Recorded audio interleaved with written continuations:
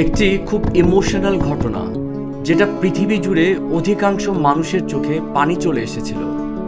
জাপানের ইচিগাওয়া চিড়িয়াখানাতে 26শে জুলাই 2025-এ একটা ছোট বানরের বাচ্চা জন্ম হয়।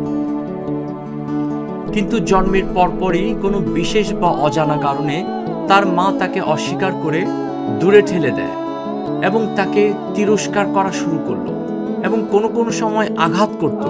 পাশাপাশি স্বজাতিদের কাছ থেকেও বন্ধুত্বের হাত বাড়িয়ে সে শুধু পেল আঘাত আর প্রত্যাখ্যান। 6 মাস ধরে মরিয়া হয়ে সে শুধু একটু ভালোবাসা ও স্পর্শের জন্য ঘুরে বেড়ায়। ছোট এরকম বয়সে মায়ের স্পর্শ ভালোবাসা থেকে বঞ্চিত হওয়া যে কোনো প্রাণীর জন্য একটা অনেক বড় চ্যালেঞ্জ। এবং এটা দেখে তখন ধীরে ধীরে জুয়ের স্টাফরা তাকে খাওয়ানো এবং যত্ন করা শুরু করলো তার পরিবারের মতো, এবং তার নাম রাখলো পাঞ্চ। কিন্তু একটা অভাব কোথায় জানি রয়ে গেল।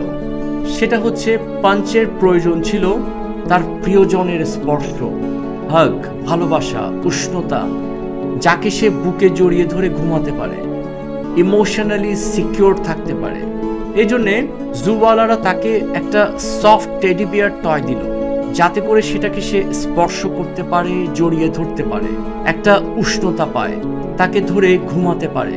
এবং এই বাচ্চা বানরের খুদে চোখে দেখা এই পৃথিবীতে তার আপনজন বলতে ছিল শুধু নিষ্প্রাণ এই স্টাফ একটা টয়, যাকে আঁকড়ে ধরেই মায়ের উষ্ণতা সে খুঁজছিল।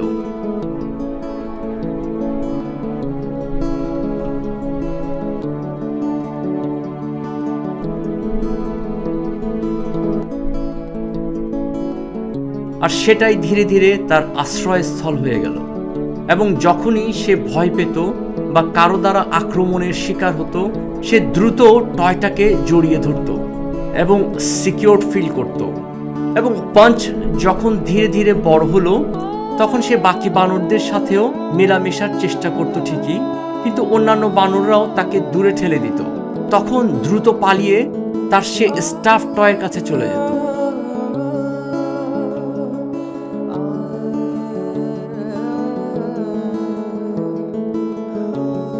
ইচিগাওয়ার চিড়িয়াখানায় খাঁচার ভেতরে সেই পুতুলকে আঁকড়ে ধরা পাঞ্চের দিন যাপন, লড়াই, একটু ভালোবাসা এবং মমত্ব পেতে যে মরিয়া চেষ্টা, এবং পুতুলকে জড়িয়ে খোঁজা সান্ত্বনা ও ভালোবাসার স্পষ্ট, এমন একটা ভয় যে এই পুতুলটাই না তাকে আবার ছেড়ে চলে যায়, এমন দৃশ্যে বুকের ভেতরটা মুচড়ে উঠেছে এবং চোখের পানি এনে দেয় চিড়িয়াখানার দর্শক এবং নেটিজেনদের।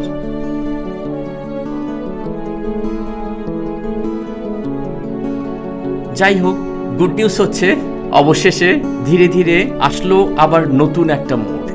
সময়ের সাথে সাথে বাকি কিছু বানর তাকে এখন কাছে টেনে নিল। এখন সে ভালোবাসার ছোঁয়া পেল, সে আর এখন একা নয়। তো আসলে এই ঘটনা থেকে আমরা কি বুঝলাম?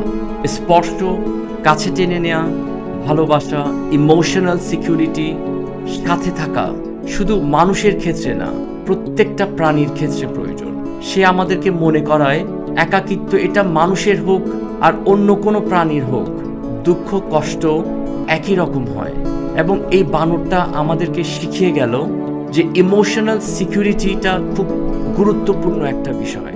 এই কারণেই বলা হয় relationship is not a dead thing, it's a living thing, it requires love and attention.